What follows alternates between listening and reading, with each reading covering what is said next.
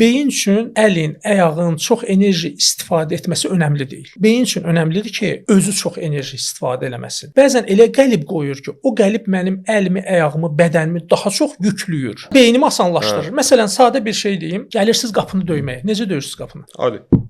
Belə eləyirik də, düzdür? Mənə rahat olar ki, əlim aşağıdadır da, elə aşağıdan döyüm. Niyə əlimi yuxarı qaldırdım? Bəli. O qəlib anadan gəlmə mənə qoyulub, mən anamda gördüm, atamda gördüm, yəni sonradan götürdüm. Beyin artıq o qəliblə məni işlədir. Baxmayaraq ki, əlim daha çox enerji istifadə elədi. Beyin üçün əsas mexanizm özünü qorumakdır. Yaradıcı insanlar beyni yükləyirlər, onu qorxudurlar, onu narahat eləyirlər. Nə qədər insan narahat olursa, o qədər inkişaf eləyir. Dərdi olmayan insandan sən heç nə gözləyə bilməzsən. Ona görə İnsan məna axtarışında adlı suallara daha ətraflı cavab tapmaq istəyirsinizsə, ikinci üzləşmə forumunda iştirak edə bilərsiniz. İkinci üzləşmə forumu 26 aprel Avropa-Azərbaycan məktəbində keçiriləcək.